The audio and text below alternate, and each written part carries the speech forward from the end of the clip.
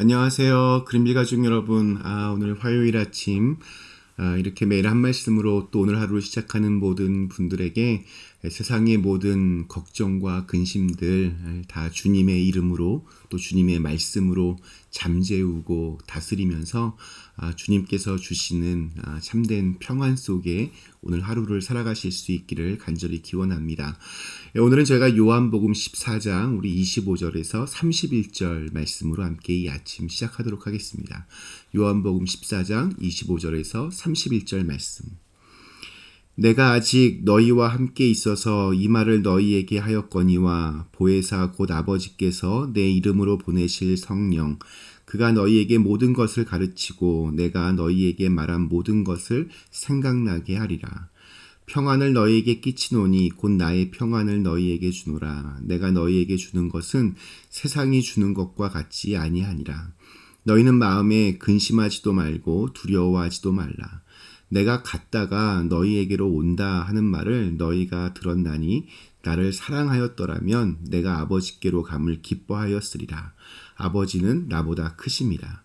이제 일이 일어나기 전에 너희에게 말한 것은 일이 일어날 때에 너희로 믿게 하려 함이라. 이후에는 내가 너희와 말을 많이 하지 아니하리니 이 세상의 임금이 오겠습니다. 그러나 그는 내게 관계할 것이 없으니 오직 내가 아버지를 사랑하는 것과 아버지께서 명하신 대로 행하는 것을 세상이 알게 하려 함이로라. 일어나라 여기를 떠나자 하시니라. 아멘. 네, 오늘 읽은 말씀의 마지막 우리 31절 이렇게 끝을 맺고 있습니다. 오직 내가 아버지를 사랑하는 것과 아버지께서 명하신 대로 행하는 것을 세상이 알게 하려 함이로라. 일어나라 여기를 떠나자 하시니라. 일어나라 하신 것은 이제 말씀을 다 하셨다는 뜻이고 여기를 떠나자 하신 것은 이제 시간이 되었으니 십자가의 자리로 가시겠다는 그러한 말씀입니다. 자, 그런데 우리 예수님의 고별 메시지, 이 땅에 예수님 없이 홀로 남게 될 제자들을 생각하며 말씀을 전하신 예수님의 발이 차마 떨어지지를 않습니다. 그래서 제자들을 떠나지 못하시고 15장, 16장 계속해서 제자들을 향해서 말씀을 하십니다. 그리고 16장에서 기도를 하신 뒤에 18장에 이르러서야 비로소 겟세마네 동산으로 이동을 하십니다. 오늘 말씀을 이렇게 묵상하면서 이 땅에 홀로 남겨질 제자들을 생각하는 그 예수님의 마음이 어떠셨을지, 얼마나 가슴이 메어지셨을지 그런 것들이 전해졌습니다. 때로는 한심하고 또 때로는 모자라 보여도 그래서 가끔은 예수님이 야단도 치시기도 했지만 주님을 따르기 위해서 자신의 모든 것을 내던지고 3년 동안 예수님 옆에서 동고동락했던 제자들과 보내는 이 마지막 시간이 어찌 가벼울 수 있겠습니까? 제자들을 향한 그 애틋한 마음이 예수님으로 하여금 쉽게 그 자리를 떠나지 못하게 했습니다. 십자가를 지시고 부활 승천하신 후에 홀로 남겨질 그 제자들의 상황이 마치 세상에 홀로 남겨진 고아와 같을 것 같다 이렇게 생각하셨습니다. 예수님은 눈물이 있으셨던 분이고 또 아픔도 느끼셨고 또 비통해 하실 줄도 아는 분이었습니다. 그러한 마음으로 오늘 25절과 26절에서 이렇게 말씀을 하십니다. 내가 아직 너희와 함께 있어서 이 말을 너희에게 하였거니와 보혜사 곧 아버지께서 내 이름으로 보내실 성령 그가 너희에게 모든 것을 가르치고 내가 너희에게 말한 모든 것을 생각나게 하리라. 예수님의 이름으로 오시는 성령님은 예수님의 그 마음을 고스란히 담고 우리에게 오시는 분입니다. 사랑, 눈물, 그 애틋함, 주님께서 지니셨던 마음 그대로 주님의 이름으로 오시는 분, 바로 보혜사 성령님이십니다. 처음 제자들의 모습, 모두가 무엇을 위하여 또 어떻게 살아야 할지 모른 채 그냥 하루하루 살았던 그러한 존재들이었습니다. 그런 제자들을 예수님이 그들의 가야 할 길과 또 해야 할 일들을 몸소 가르쳐 주셨습니다.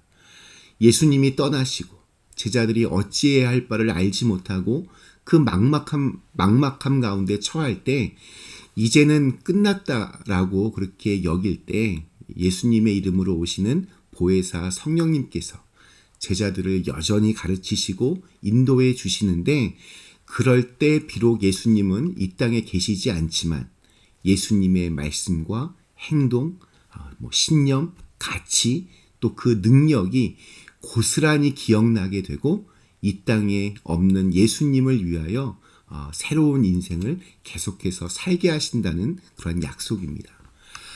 예수님 때문에 찾아온 그들의 이 새로운 삶은 예수님의 가심으로 갑자기 중간에 멈추고 중단되는 것이 아니라 예수님의 이름으로, 예수님의 그 심정과 마음 그대로 오시는 보혜사 성령님으로 말미암아 아름답게 완성될 것이다. 예수님께서 주시는 위로와 격려의 메시지입니다. 오늘 우리에게도 마찬가지입니다. 예수님을 믿음으로 말미암아 우리는 새로운 인생을 살게 되었습니다. 의미 있는 삶이 무엇인지를 깨닫고 그것을 위해 가치 있게 살려고 노력하고 있습니다. 그러나 인생을 살면서 경험하게 되는 여러 종류의 환난과 근심도 우리의 마음속에서 쉽게 사라지지 않습니다. 그러나 여전히 예수 그리스도의 영이신 성령님께서 우리와 함께 하심으로 말미암아 우리의 삶은, 우리의 인생은 아름답게 완성될 것입니다. 우리의 좌절과 상심과 고통 속에서 갈 길을 알지 못해 방황할 때에도 성령님께서는 우리의 가야 할 길과 해야 할 일들을 여전히 가르쳐 주실 것이고, 또 주님께서 걸어가신 그 십자가의 길을 생각나게 하실 겁니다. 가르쳐 주시고 생각나게 하시는 것, 주님의 방법과 주님의 마음 그대로 성령님께서 우리 모두를 인도해 주십니다. 우리를 안타깝게 여기시는 주님은 떠나시면서 주님의 마음을 그대로 가지신 성령님을 제자들에게, 또한 오늘 우리들에게 보내주셨습니다. 그래서 연약한 우리가 이 땅에서 끊임없이 밀려오는 근심과 두려움의 상황 속에서도 그것을 이겨내고 하늘의 평안을 누릴 수 있게 되는 것입니다. 27절에서 예수님이 이렇게 약속을 하십니다. 평안을 너희에게 끼치노니 곧 나의 평안을 너희에게 주노라. 내가 너희에게 주는 것은 세상이 주는 것과 같지 아니하니라. 너희는 마음에 근심하지도 말고 두려워하지도 말라. 나의 평안을 너희에게 주노라. 평안은 그러니까 내가 어떻게 노력해서 내가 얻는 것이 아니라 주님께서 주셔야만 합니다. 평안이란 나 자신에게 있는 것이 아닙니다. 주님께서 주셔야만 그 평안이 나에게 임합니다. 그래서 우리가 늘 기도해야 합니다. 세상이 주는 평안, 세상의 평안이 얼마나 일시적이고 덧없는지를 우리 모두 경험적으로 잘 알고 있습니다.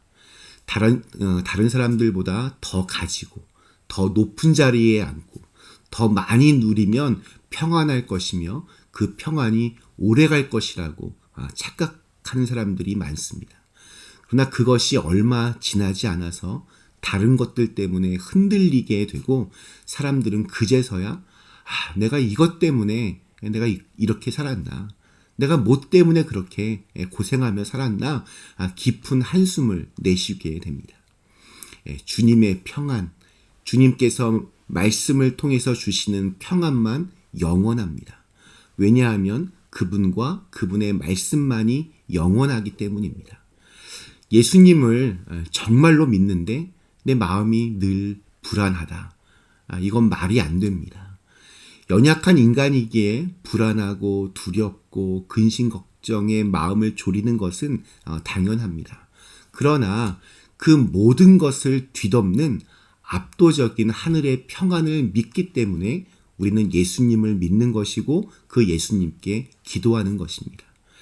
오늘 우리에게 주신 하루, 우리 마음 가운데 이미 와 계신 그 성령님의 인도와 위로와 능력이 우리로 하여금 지나온 날들 속에서 우리와 함께 하셨던 주님을 기억나게 하셔서 세상이 줄 수 없는 참된 평안으로 우리를 인도해 주시기를 간절히 기원합니다. 잠시 함께 기도하시겠습니다. 사랑의 하나님, 세상은 여전히 늘 흔들립니다. 그리고 늘 불안합니다. 그 세상 속에서 우리 역시 그렇게 흔들리며 불안하며 걱정과 근심 속에 살아갈 수밖에 없습니다.